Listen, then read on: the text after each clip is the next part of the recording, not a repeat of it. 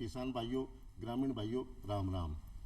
किसान भाइयों, आज ही के दिन 1942 में अपने देश में भारत छोड़ो आंदोलन की शुरुआत करी गई थी और भी आंदोलन को एक ही लक्ष्य हो कि ब्रिटिश सरकार को भारत से खात्मा कर लो, अंग्रेजा के शासन ने समाप्त कर लो। वो आंदोलन महात्मा गांधी जी के नेतृत्व में शुरू करियो गयो और तमाम भारत का लोग इसमें जुटा और भारत ने स्वतंत्र कराया गयो। आज समूचो भारत, पूरो भारत देश बा योद्धा ने पुरोधा ने जगह भारत छोड़ो आंदोलन में सम्मिलिता बान याद करे है, बान श्रद्धा सु नमन करे है। और अब आप बात करांगा चौपाल में किसान के हित की। किसान भाइयों, आपा उत्पादन करा, खेती करा और वो उत्पादन है वो अच्छो क्या ला और बिन बाजार में अच्छो के तरीके से बेचा, कीमत भी की चौखी मिले। आ तमाम बातों की जानकारी लेके आज चौपाल में यानी किसान उत्पादक संगठन और किसान कल्याण ई बात की जानकारी लेके आपने चौपाल में पधारा ही डॉक्टर धर्मवीर सिंह जी। आप वरिष्ठ वैज्ञानिक और अध्यक्ष कृषि विज्ञान केंद्र में कार्यरत हैं। स्वागत है साहब, सिंह साहब। धन्यवाद। चौपाल में और किसान भाइयों, दूसरा विशेषज्ञ श्री शिवराम जी यादव, आप तकनीकी अधिकारी कंदन विकास निर्देशालय भारत सरकार में कार्यरत है। यादव साहब, आपको भी चौपाल में बहुत बहुत स्वागत है। डॉक्टर साहब, सबसे पहले आप बात करा किसान के हित की या किसान के कल्याण की। जहाँ बात चाली के किसान उत्पादक संगठन बनाया ही, तो किसान उत्पादक संगठन की चीज है, इसकी जानकारी देनी है। जैसा कि हम लोग जानते हैं कि जो अपना देश है वो कृषि प्रधान देश है और आज भी हमारे देश में लगभग 54% से ज़्यादा लोग हैं जो कि खेतीबाड़ी करते हैं और हमारी जो पूरी की पूरी जो ग्रामीण अर्थव्यवस्था है वो कृषि पर निर्भर है। आप देखते हैं कि पूरे देश के अंदर 14 करोड़ से ज़्यादा हमारे किसान परिवार हैं। उसमें से आप देख रहे हैं कि जो हमारे छोटे और सीमांत किसान हैं जिनके पास लगभग 2 हेक्टेयर से कम ज़मीन है, उनकी संख्या 86% के आसपास है और हमारे देश की जो एवरेज जोत है वो लगभग 1 हेक्टेयर के आसपास है। ऐसी स्थिति में जब हमारे छोटे और सीमांत किसान 86% के आसपास हैं, उनकी खेतीबाड़ी कैसे अच्छे तरीके से की जाए, उनका मुनाफा कैसे बढ़ाया जाए, उनके और रोजगार के कैसे साधनों को सृजित किया जाए, ऐसी सोच के साथ भारत सरकार की सेंट्रल सेक्टर स्कीम के तहत भारत में 10,000 से जो एफपीओज हैं, जो किसान उत्पादक संगठन हैं, उसके लिए भारत सरकार ने 5 साल में जो वित्तीय वर्ष हमारा 2019-20 है उससे लेकर के 2023-24 तक 10,000 किसान उत्पादक संगठन बनाने की एक व्यवस्था की है, जिसमें हमारे जो केंद्रीय बजट है उसमें 6,866 करोड़ रुपए का भी प्रावधान किया गया है कि हमारे देश के जो छोटे और सीमांत किसान हैं वो इकट्ठे होकर के कैसे खेतीबाड़ी को और मुनाफेदार बनाया जाए, उसके लिए ये स्कीम सरकार ने शुरुआत की है। अच्छा, स्कीम की शुरुआत करी डॉक्टर साहब, तो मतलब तमाम छोटा किसान बड़ा किसान बन जानकारी के कई तरीके से जोड़ा जा, मतलब जुड़ी के तरीके से ये जानकारी जबरदस्त तरीके से देनी है। इसमें जो स्कीम है, इसमें जो इम्प्लीमेंटिंग एजेंसी है उसमें एक हमारे बहुत अच्छी एजेंसी है एनसीडीसी, उसका दूसरा हमारा जो नाबार्ड है उसको मुख्यतः जिम्मेदारी दी गई है। वो लोग इस जो हमारे किसान उत्पादक संगठन है उसको बना करके पूरे देश के अंदर, उसमें साथ ही साथ जो हमारे क्लस्टर लेवल पे जो क्लस्टर बेसिस जो हमारे ऑर्गेनाइजेशन है जिसको हम सीबीबीओ बोलते हैं, क्लस्टर बेस्ड बिजनेस ऑर्गेनाइजेशन, उनको खासकर जिम्मेदारी दी गई है कि वो देश के अंदर हमारे 10,000 जो एफपीओज हैं वो 5 साल के अंदर बनाएंगे। उसमें हमारे चाहे वो छोटा किसान है चाहे वो बड़ा किसान है, कोई भी किसान जुड़ सकते हैं। और एफपीओज में है कि कम से कम जो हमारा समतल एरिया है वहाँ पर लगभग 300 किसान होने चाहिए और जो हमारे नॉर्थ ईस्ट के और हिली जो एरिया हैं वहाँ पे कम से कम 100 किसान होने चाहिए जो कि संगठित होकर के हमारी खेतीबाड़ी को और ज़्यादा लाभदायी बना सकते हैं। तो सर, डॉक्टर साहब ने जिस प्रकार बोला कि इसके अंदर छोटे किसान और सीमांत किसान शामिल हो सकते हैं, तो इसके अंदर एक और प्रावधान है डॉक्टर साहब, उसके अंदर मैं बताना चाहूँगा कि जो भूमिहीन किसान हैं जो खेती के अंदर काम करते हैं उनको भी इसके अंदर शामिल किया गया है। और इनमें शामिल करने का मकसद ये है कि वो खेती और किसानी तो करते हैं लेकिन उनके पास में ज़मीन नहीं, लेकिन वो खेतों के अंदर काम कर रहे हैं कि अपने पास पड़ोस के जो भाई बंद हैं उनके खेती में काम कर रहे हैं, जोत का आकार कम होता जा रहा है, तो उनके अंदर भूमिहीन किसानों को भी शामिल किया गया है। और भूमिहीन किसानों को आगे बढ़ाने के लिए और सीमांत किसानों को आगे बढ़ाने के लिए और महिला किसानों को स्पेशली आगे बढ़ाने के लिए इस योजना को भारत में, पूरे भारत देश के अंदर 5 साल के अंदर बहुत ही बड़े एक संगठन के रूप में बनाने का लक्ष्य रखा गया है, जिससे अपने पुरानी कहावत है कि संगठन में शक्ति है, उसी प्रकार उन किसानों को जोड़ने का एक प्रावधान है। यादव साहब, आप किसान भी हो और किसान संगठन में काम ही कर रहे हो, किसान के हित को काम कर रहे हो। राजस्थान एक ऐसा क्षेत्र है जो किसान दूर दराज भी रहे, आम किसान, जहाँ बात करिए आप भूमि इन किसान, वो काम विचारों करे हैं खेती में, वो तमाम इशू जुड़े हैं, तमाम ने जानकारी पूछे जब जाके इस संगठन को फायदा हुआ है। यानी आज तक तो किसान ने वाजिब न तो कदे रकम मिली है, न कदे भी हित मिले है, तो आम आदमी क्या जुड़े है, इसकी जानकारी। इससे जो आपने जिस प्रकार का क्वेश्चन पूछा, एक बहुत ही बढ़िया प्रश्न है। उसके अंदर जो प्रश्न का जो मेन मुद्दा है कि इसके अंदर किसानों का जुड़ाव कैसा हो। जैसे स्वयं सहायता समूह पहले बनाए जाते थे, वो बैंकों से भी जुड़ते थे, बैंक उन्हें ऋण भी देता था, बैंकों के ऋण के बाद के अंदर उनके अंदर एक व्यवसाय भी स्थापित करते थे। उसी प्रकार किसानों के छोटे छोटे समूह, जिसके अंदर एक एसएचजी ग्रुप भी हो सकता है, या जो स्वयं सहायता समूह है वो भी हो सकता है। स्वयं सहायता समूह के साथ साथ में जो महिलाओं के स्वयं सहायता समूह है वो भी हैं, वो जुड़ के एक छोटे छोटे रूप के अंदर प्रत्येक गांव के अंदर कम से कम एक जो समूह है, कम से कम 30 लोगों का भी हो सकता है, 20 लोगों का भी हो सकता है, 10 लोगों का भी हो सकता है, और ज़्यादा भी हो सकता है, लेकिन मिनिमम अपन 10 या 15 लोगों का से लेके 20-30 लोगों का एक समूह बनाएं। उस समूह के अंदर किसान की भागीदारी रखें, उसमें महिलाएं भी रहें और पुरुष भी रहें, महिला किसान भी रहें और पुरुष किसान भी रहें। छोटे किसानों को सबसे ज़्यादा वरीयता इसलिए दी जाती है कि उनके पास में जोत का आकार छोटा है, तो वो सम्मिलित रहेंगे, तो एक साथ उत्पादन करेंगे, तो उस उत्पादन को अपने खेत पर एक ऑनलाइन जो जैसे ऑनलाइन ट्रेडिंग का, ऑनलाइन व्यापार का प्रचलन चल रहा है, उसी प्रकार उनके छोटे छोटे किसान एक ही प्रकार की खेती और किसानी एक करते हैं। उन किसानों को जोड़ के उनको एक क्लस्टर बेस, यानी एक क्लस्टर बेस के अंदर उनको इकट्ठा करना है। इकट्ठा करने का काम जिस प्रकार की क्रियान्वयन एजेंसियाँ हैं, जो अभी भारत सरकार के 2021 के अंदर एक मॉडल और पास कर दिया है कि किसानों के लिए उन क्रियान्वयन एजेंसियों का काम थोड़ा तीव्र गति से हो, तो उसके अंदर 9 एजेंसियों को शामिल कर दिया गया। उसके अंदर जो इम्प्लीमेंटिंग एजेंसी जो शुरू के अंदर 3 इम्प्लीमेंटिंग जो क्रियान्वयन एजेंसी थी, उनके अंदर SFAC जो small farmer agri business consortium थी, दूसरी एजेंसी NCDX थी, तीसरी एजेंसी थी नाबार्ड थी। नाबार्ड के अलावा अब नाफेड को भी उसके अंदर शामिल किया गया है, और ट्राइबल क्षेत्र के अंदर SFAC है, उनको भी शामिल कर दिया गया। इस प्रकार 9 एजेंसियों का इसके अंदर मिलाजुला रूप करके उनको क्रियान्वयन करने के लिए रखा गया है। तो वो क्रियान्वयन करने के लिए कि प्रत्येक क्षेत्र के अंदर जिस प्रकार का उत्पाद है, एक सरकार, केंद्र सरकार प्रायोजित योजना है जिसके अंदर एक जिला एक उत्पाद योजना के हिसाब से किसानों को जोड़ना है। यानी कि जिस जिले के अंदर जिस चीज़ का उत्पादन ज़्यादा हो रहा है, उस हिसाब के किसानों को एक साथ इकट्ठा करके वो एक ग्रुप के अंदर इकट्ठे हों और उसका रजिस्ट्रेशन करवाएं, और बैंकों से जोड़े, जैसे बैंकों से उनको आसान ऋण मिल सके, आसान तरीके से ऋण मिल सके। एक आदमी जैसे एक आदमी कहते हैं कि एक आदमी कहीं जाता है तो उसकी बात नहीं सुनी जाती, जैसे संगठन में होते हैं तो उनकी बात सुनी जाती है।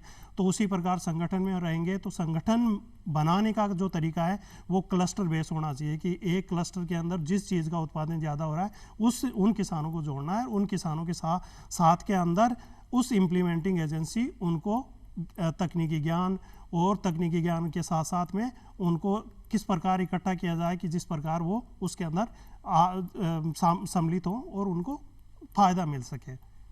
डॉक्टर सिंह साहब, बात आवे कि आप किसान उत्पादक संगठन तो बनाया, कोई भी संगठन बनाओ या कोई भी एजेंसी हो भी कोई एक उद्देश्य हो, यानी इको उद्देश्य है लाभ।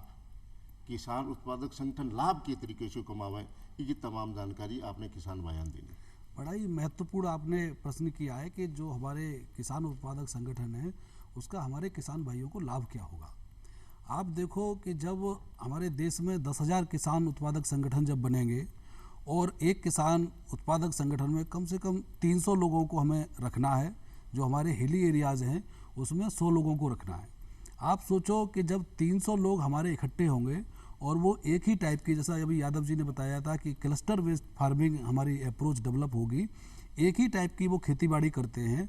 और आप देखो जब 300 किसान इकट्ठे होंगे या 400-500 किसान इकट्ठे होंगे, जब वो उनके लिए जो ज़रूरत का सामान है, सपोज वो बीज खरीदना है, उनको खाद खरीदना है, उनको दवाई खरीदनी है, और जो हमारे एग्रीकल्चर के इम्प्लीमेंट्स हैं, जो हमारे ट्रैक्टर है, हैरो है, और जो चीज़ें खरीदनी है, 300 किसान जब इकट्ठे हो जाएंगे तो वो निर्धारित करेंगे कि हमें कितना सामान हमारा खरीदना है। जब वो सामान खरीदेंगे तो डायरेक्ट जो बनाने वाली कंपनी है, बीज उत्पादक कंपनी है, या खाद उत्पादन करने वाली कंपनी है, या दवाई उत्पादक जो कंपनी है, डायरेक्ट वो किसान जो बिचौलिए के पास अभी जा रहा था, बिचौलिए से जो सामान खरीद रहा था मार्केट से, वहाँ से नहीं खरीद के जो डायरेक्ट प्रोड्यूस करने वाली कंपनीज हैं, वहाँ से जब सामान खरीदेंगे तो सीधा का सीधा हमारी 25 से 30% की जो लागत है उसमें एक तो कमी होगी। दूसरी चीज़ क्या होगी कि जब उत्पादक संगठन बन जाएंगे तो इनको अच्छी टेक्नोलॉजी भी प्रोवाइड की जाएगी। अच्छी टेक्नोलॉजी जब एक जो हमारे छोटे और सीमांत किसान होते हैं वो क्या करते हैं कि हमारे जो सरकार के संस्थान हैं या कृषि विज्ञान केंद्र हैं या जो हमारे कृषि विभाग है उन तक पहुंच नहीं पाते हैं। जब संगठित हो जाएंगे तो ये सारी की सारी एजेंसियां, ये जो हमारे उत्पादक संगठन है, इनके साथ मिलकर काम करेंगी। जितनी भी हमारी लेटेस्ट टेक्नोलॉजी होंगी उन टेक्नोलॉजी को किसानों तक पहुंचाया जाएगा। जैसे ही किसानों तक अच्छी टेक्नोलॉजी पहुंचेगी तो लगभग 30 से 35% तक उनका जो उत्पाद है उसमें बढ़ोतरी होगी। एक तरफ हमारा 20 से 25-30% जो हमारी लागत थी वो लागत कम हो गई, दूसरा हमारा जो उत्पादन है वो उत्पादन बढ़ गया, तो वहाँ पे हमें फ़ायदा हुआ। तीसरा क्या होगा कि जब संगठित हो जाएंगे तो हमारा जो प्रोड्यूस है उसका हम वैल्यू एडिशन कर पाएंगे। हम संगठित एक किसान, हमारा 2 किसान होते हैं तो वो वैल्यू एडिशन नहीं कर पाते हैं। हमारे जब 300, 400, 500 किसान होंगे तो सारे किसानों का जो एफपीओज है वो एफपीओ वैल्यू एडिशन करेगा, और वैल्यू एडिशन करने के बाद जो हमारी प्रॉफिटेबिलिटी है, जो हमारा मुनाफा है, उसमें वृद्धि होगी। इस टाइप से एक जो पूरा जो हमारे उत्पादक संगठन है उनको ज़्यादा से ज़्यादा फायदा होगा। जब उत्पादक संगठन को फायदा होगा तो हमारे जो किसान होंगे वो किसान सारे के सारे उस हमारा जो समूह है उसके सदस्य हैं, तो सीधा जो फायदा है वो हमारे किसानों को होगा। और जब किसानों को फायदा होगा तो हमारे देश की जो आर्थिक जो व्यवस्था है और स्पेशली जो ग्रामीण अर्थव्यवस्था है उसको फायदा होगा। ऐसी सोच के साथ हमारे संगठनों का निर्माण किया जा रहा है। तो किसान भाइयों, दोनों विशेषज्ञों की बात मेरे समझ में आ गई और आपका भी आ जानी चाहिए कि संगठन में शक्ति है। किसान उत्पादक संगठन से जुड़ जाओ, यानी संगठन में बहुत सारा आदमी होगा तो एक तो बिचौलिए और दलालों पीछे छूट जागो, जबकि लाभ की योजनाएं ही लाभ कट्ठे मिलेगो, वह जानकारी आप लोगों ने मिल जागो। जठे भी अपना उत्पादन बेचो जागो भी को पूरा लाभांश मिलेगो, जो भी शेयर में लाभ आओगो वो लाभ मिलेगो। तो ये उत्पादन संगठन में शक्ति है और इम लाभ है। ये वास्ते अपन इशू जुड़नो है।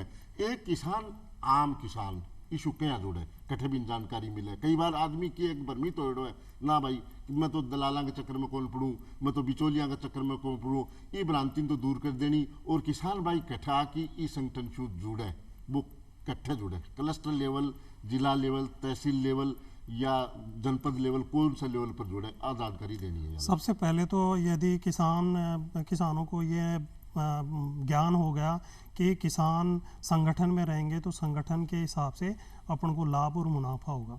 लेकिन जब किसान जुड़ने की बात आती है तो मन में कई भ्रांतियाँ होती हैं। मैं जुड़ूंगा तो मेरे को क्या लाभांश मिलेगा या मेरे को नुकसान होगा, ये सारी बातें देखता है। तो सबसे पहले उनको जिसके बारे में जुड़ने से पहले जो भारत सरकार के द्वारा, राज्य सरकार के द्वारा जो प्रायोजित योजनाएं हैं उनके अंदर कृषि विभाग इसके अंदर हेल्प करेगा। दूसरा, कृषि विभाग के साथ साथ में जो कृषि विज्ञान केंद्र हैं, जो कृषि एक फार्म सेंटर के नाम से है, कृषि विज्ञान केंद्र, जो किसानों को ट्रेनिंग का और इनका प्रावधान करते हैं, किसानों को अच्छी तकनीकी खेत तक पहुंचाते हैं, उनके साथ में जुड़ के इन सब का एक संगठन के रूप में इस्तेमाल कर इकट्ठे हो सकते हैं। तो इकट्ठे एक जगह एक आदमी इकट्ठा होके जाएगा तो ना तो कृषि विज्ञान केंद्र वाले आपको सपोर्ट करेंगे या कृषि विभाग वाले सहयोग करेंगे। लेकिन भारत सरकार ने योजना चला रखी है जिसके अंदर नेशनल फूड सिक्योरिटी मिशन, राष्ट्रीय खाद्य सुरक्षा मिशन, उस खाद्य सुरक्षा मिशन में ये प्रावधान है कि किसानों के संगठन बनाए जाए। तो संगठन बनाने के लिए कृषि विज्ञान केंद्र वालों को भी इसका एक टारगेट दे रखा है। राज्य सरकार के हर जिले में टारगेट दे रखा है कि आपको कृषि उत्पादक संगठन किसान उत्पादक संगठन बनाने। तो उनके अंदर उस योजना के तहत जो राष्ट्रीय खाद्य सुरक्षा मिशन है, उस योजना के तहत आप हर किसान उसके अंदर जुड़ सकता है। साथ के अंदर भारत सरकार के इम्प्लीमेंटिंग जो क्रियान्वयन एजेंसी है, जिसके अंदर SFAC है, जिसके अंदर यहाँ पे जो कार्यालय है नेहरू पैलेस के अंदर, वहाँ पे नाबार्ड है, वहाँ आप जा सकते हैं। NCDS का ऑफिस है, वहाँ पे जा सकते हैं। या फिर और दूसरा जो कृषि विज्ञान केंद्र के साथ साथ में आपके जो पास में जैसे बैंक के अंदर आप जाते हैं, तो बैंक के अंदर भी आप इसके बारे में जानकारी प्राप्त कर सकते हैं कि इस योजना के बारे में मेरे को जो फ़ायदा होगा या नुकसान होगा, और मैं किससे जाके इस योजना से लाभान्वित हो सकता हूँ और कहाँ जाके जुड़ सकता हूँ। तो सबसे पहला मोटा हुआ कि आपको क्रियान्वयन एजेंसी के पास में जाना होगा कि किस प्रकार इसका उत्पादन किया जाए। तो छोटे छोटे जो उत्पादक संगठन बनेंगे, उन संगठनों में एक क्लस्टर लेवल पे, एक क्लस्टर अप्रोच पे एक बड़ा संगठन बनेगा, जिनकी मॉनिटरिंग के लिए जो क्रियान्वयन एजेंसी है उनके द्वारा आप जुड़ सकते हो। तो सबसे पहला जो और सबसे किसानों का जुड़ने का है वो क्लस्टर लेवल अप्रोच है, वहाँ पे जाकर वो जुड़ सकते हैं। लेकिन क्लस्टर लेवल अप्रोच के अंदर किसान कैसे पता करे कि ये क्लस्टर लेवल अप्रोच किसानों के उत्पादक संगठन, तो इसका पता करने के लिए रजिस्टर्ड संस्थाओं से किसान जो कि कृषि विज्ञान केंद्र हैं, कृषि विश्वविद्यालय हैं, या जो भारत सरकार की कृषि विभाग की, कृषि कल्याण विभाग की जो ऑफिसेज हैं, वहाँ पे बात करें। साथ के अंदर राज्य सरकार के द्वारा जो हर डिस्ट्रिक्ट के अंदर, हर गांव के अंदर या हर ग्राम पंचायत लेवल पे एक कृषि पर्यवेक्षक और कृषि अधिकारी होता है, उनसे जाकर इसके बारे में प्राप्त करें और इससे ज़्यादा लाभ करें। और साथ के अंदर मैं ये कहना चाहूँगा कि इसके अंदर जो कृषि विज्ञान केंद्र और ये सभी योजनाओं का एक मिला जुला रूप कर दिया गया है।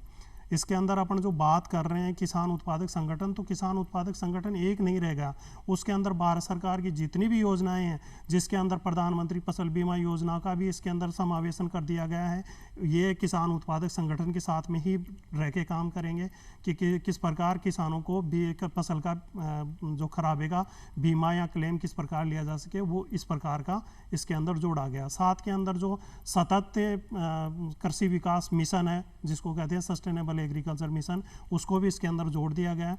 तीसरी जो प्रधानमंत्री कृषि सिंचाई योजना है, जिसके अंदर बूंद बूंद सिंचाई है, फुहारा पद्धति है, दूसरा जो खेत तलाई है, उसको भी इसके अंदर जोड़ दिया गया है। तीसरा जो इसके अंदर है वो है जो परंपरागत कृषि जो मिशन है, उसको भी इसके अंदर जोड़ दिया गया है।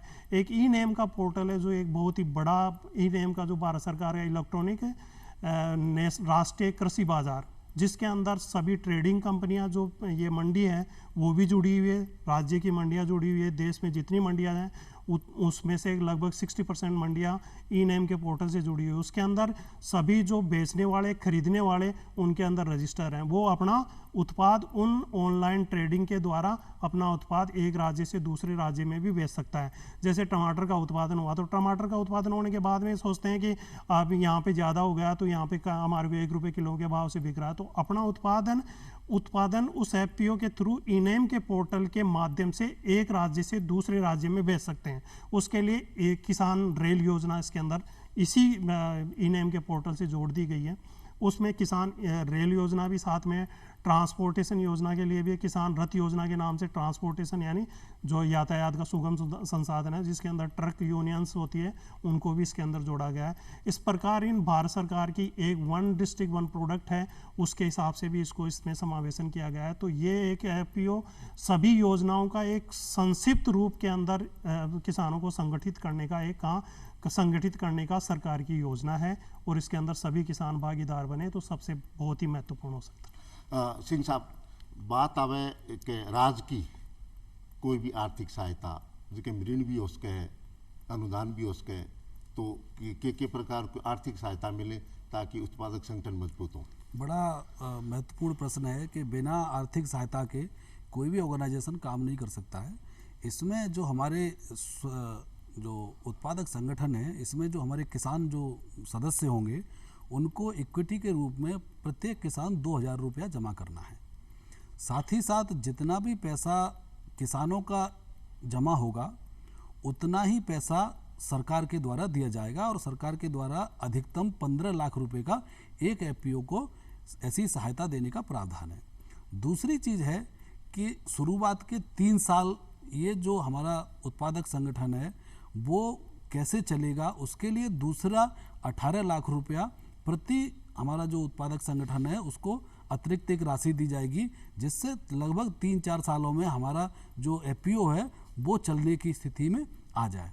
उसी के साथ साथ एक प्रावधान और है कि 2 करोड़ रुपए की जो ऋण की गारंटी है वो भारत सरकार के द्वारा एफपीओज को दी गई है कि भारत सरकार उसकी जिम्मेदारी लेगी जब हमारी कोई भी बैंकिंग जो सेक्टर है वो हमारे एफपीओज को 2 करोड़ रुपए का ऋण प्रावधान करेगी मैक्सिमम, और उसकी गारंटी भारत सरकार लेगी।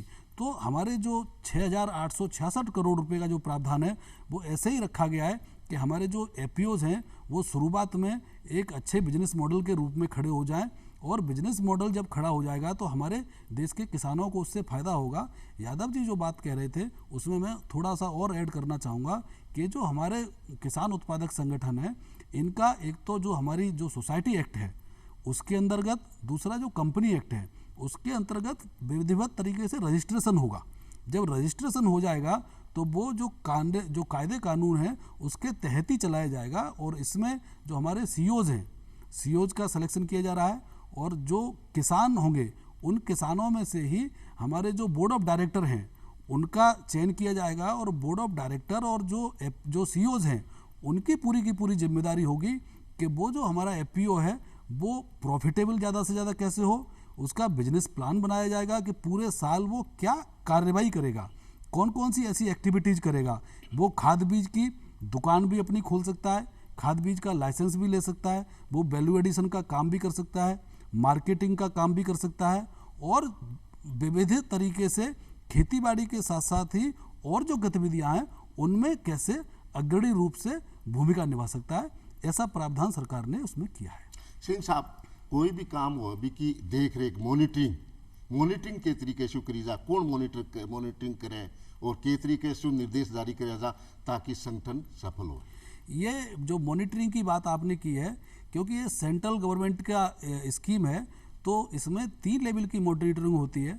एक तो सेंट्रल जो हमारी जो कमेटी है वो मॉनिटरिंग करती है, उसमें जो एग्रीकल्चर सेक्रेटरी हैं भारत सरकार के वो इसकी मॉनिटरिंग करते हैं। स्टेट लेवल पे जो एग्रीकल्चर प्रोडक्शन कमिश्नर होते हैं वो इसकी स्टेट लेवल पे मॉनिटरिंग कर रहे हैं, और जिला लेवल पे जो हमारे डिस्ट्रिक्ट कलेक्टर हैं वो उसकी मॉनिटरिंग करते हैं। उसमें कृषि विज्ञान केंद्र और जो हमारे नाबार्ड हैं, जो लीड बैंक है, वो सारे के सारे उसमें मेंबर हैं, तो अपने इनपुट देते हैं कि हमारे जो एफपीओज है वो बिजनेस कैसे बनाए, बिजनेस प्लान कैसे डेवलप हो, और ज़्यादा से ज़्यादा हमारे लोगों को कैसे फ़ायदा हो। तो सेंट्रल लेवल पे, स्टेट लेवल पे और डिस्ट्रिक्ट लेवल पे इसकी पूरी विधिवत तरीके से मॉनिटरिंग की जा रही है कि हमारा जो किसान उत्पादक संगठन है वो अच्छी तरीके से कैसे ज़्यादा से ज़्यादा चल पाएँ और किसानों को ज़्यादा कैसे फ़ायदा होगा।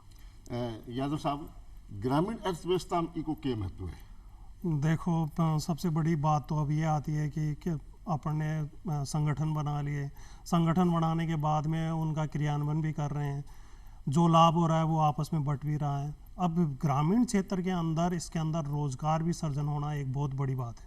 गांव के लोग जो खेती के से जुड़े हुए हैं वो आज शहरों की तरफ भाग रहे हैं, लेकिन शहरों की तरफ भागने का मतलब ये नहीं है कि हम खेती और किसानी भूल गए हैं, अभी भी खेती और किसानी कर रहे हैं। तो खेती और किसानी से जुड़ने के साथ साथ में किसानों की आय भी वृद्धि होगी और रोजगार का सर्जन भी होगा, जिसके अंदर गाँव के लोग ही उसके अंदर जुड़ेंगे और उस गाँव के और आसपास के लोगों का ही उसके अंदर आय में वृद्धि होगी, और साथ साथ में लोगों का रुझान खेती की तरह खेती को व्यवहार्य तरीके से करने की कोशिश करेंगे और अपने देश ने आगे बढ़ाने की कोशिश। तो किसान भाइयों, आज विश्व आदिवासी दिवस है, यानी जल, जमीन और जंगल, आदिवासी लोगां की रक्षा करी, प्रकृति के बसारे रहा और हमेशा प्रकृति ने सहारो दियो, और प्रकृति है वो जीवन रक्षक है। ये वास्ते आपा आदिवासियों सहयोग करा और आदिवासियों को सम्मान करा और प्रकृति आगे बढ़ावा। सिंह साहब, आप चौपाल में पधारिया, बहुत अच्छी जानकारी दी, इसके लिए आपको बहुत बहुत धन्यवाद। यादव साहब, आप भी पधारिया, किसान उत्पादक संगठन के बारे में बहुत जानकारी दी। आपको भी धन्यवाद। किसान भाइयों, ग्रामीण भाइयों, आपने चौपाल को टेम अठे खत्म हुआ, चला राम राम साहब।